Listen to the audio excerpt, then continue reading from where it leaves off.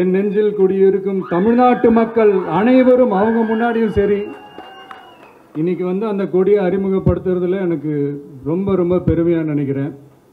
இது வரைக்கும் நாம் நமக்காக உழைச்சோம். இனி வரப்போகிற இயர்ஸில் நம்மளை ஒரு கட்சி ரீதியாக நம்மளை தயார்படுத்திக்கிட்டு தமிழ்நாட்டுக்காகவும் தமிழ்நாட்டு மக்களின் உயர்வுக்காகவும் நம்ம எல்லாருமா சேர்ந்து உழைப்போம். இந்த புயலுக்கு பின் அமைதி ஆர்ப்பரிப்பு ஆரவாரம்னு நம்மளுடைய கொடிக்கு பின்னாடியும் ஒரு இன்ட்ரெஸ்டிங்கான ஒரு வரலாற்று குறிப்பு ஒன்று இருக்குது. அது என்னென்னு அதான் நீங்கள் எல்லாம் ஒரு நாளுக்காக வெயிட் பண்ணிகிட்டு இருக்கீங்கன்னு சொன்னல. அன்னைக்கு நம்மளுடைய கொள்கைகள் என்ன, நம்மளுடைய செயல் திட்டங்கள் என்னன்னு சொல்லும்போது அன்னைக்கு இந்த கொடிக்கான விளக்கத்தையும் நாங்கள் சொல்கிறோம். அது வரைக்கும் இது வந்து வெறும் நம்மளுடைய ஒரு கட்சிக்கான கொடியாக மட்டும் இதை நான் பார்க்கலைங்க. தமிழ்நாட்டோட வருங்கால தலைமுறைக்கான ஒரு வெற்றிக்கான ஒரு கொடியாக தான் நான் பார்க்குறேன்.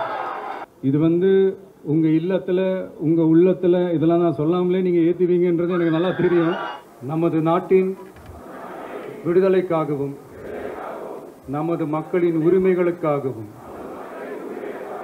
தமிழ் மண்ணிலிருந்து தீரத்துடன் போராடி உயிர் நீத்த எண்ணற்ற வீரர்களின்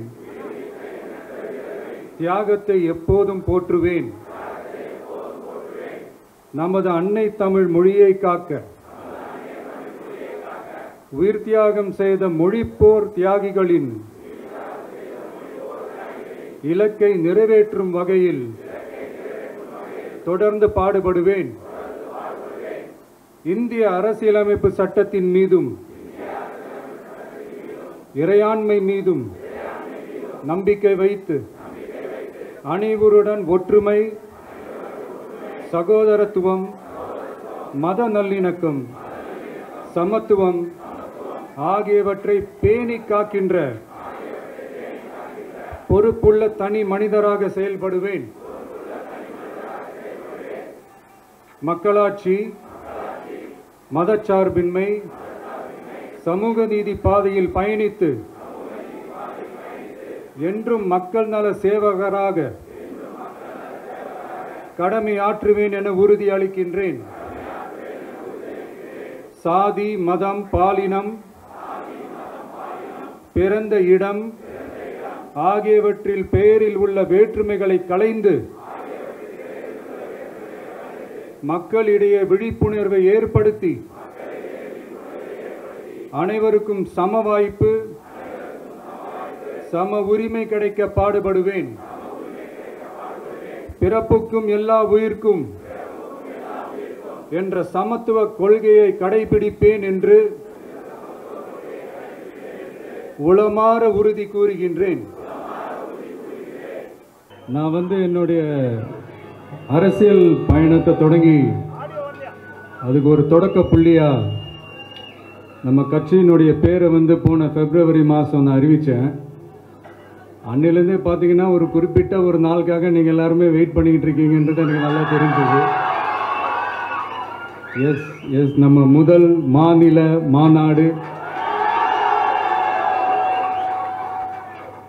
அதுக்கான ஏற்பாடுகள்லாம் நடந்துக்கிட்டு இருக்கு. கூடிய சீக்கிரமே அது என்னைக்கு எப்போன்றதெல்லாம் நான் உங்களுக்கு அறிவிச்சிடுறேன். பட் அதுக்கு முன்னதாக நீங்கள் எல்லாருமே கொண்டாடி மகிழ்வதற்காக நம்ம தமிழக வெற்றி கழகத்தினுடைய கொடியை வந்து இன்னைக்கு நான் அறிமுகப்படுத்தியிருக்கேன்.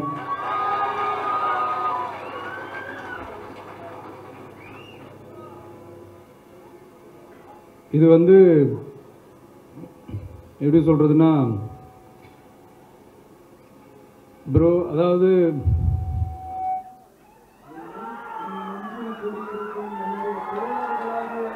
உங்க முன்னாடியும் சரி,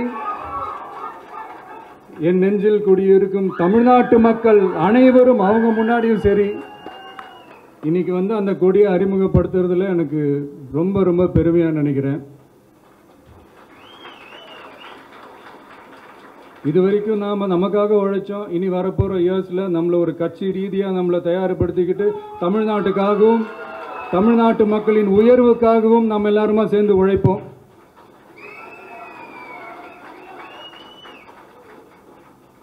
இந்த புயலுக்கு பின் அமைதி ஆர்ப்பரிப்பு ஆரவாரம்னு நம்மளுடைய கொடிக்கு பின்னாடியும் ஒரு இன்ட்ரெஸ்டிங்கான ஒரு வரலாற்று குறிப்பு ஒன்று இருக்குது.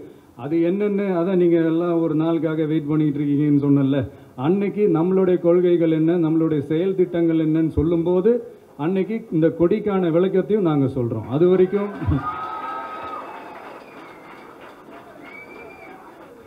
ஒரு சந்தோஷமா, ஒரு கெத்தா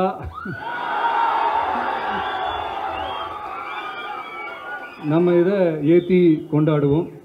இது வந்து வெறும் நம்மளுடைய ஒரு கட்சிக்கான கொடியாக மட்டும் இதை நான் பார்க்கலைங்க.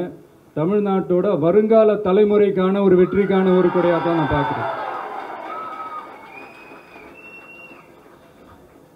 இது வந்து உங்கள் இல்லத்தில், உங்கள் உள்ளத்தில் இதெல்லாம் நான் சொல்லாமலே நீங்கள் ஏற்றுவீங்கன்றது எனக்கு நல்லா தெரியும். பட் இருந்தாலும் அதுக்கான அந்த முறையான அந்த பெர்மிஷன்லாம் வாங்கிட்டு, அந்த ரூல்ஸ் அண்ட் ரெகுலேஷன்ஸ்லாம் ஃபாலோ பண்ணிவிட்டு, அனைவரிடமும் தோழமை பாராட்டி நம்ம வந்து இதை ஏற்றி கொண்டாடுவோம். சரிங்களா? அது வரைக்கும் கான்ஃபிடென்ட்டாக இருங்க. நல்லதே நடக்கும். வெற்றி நிச்சயம்.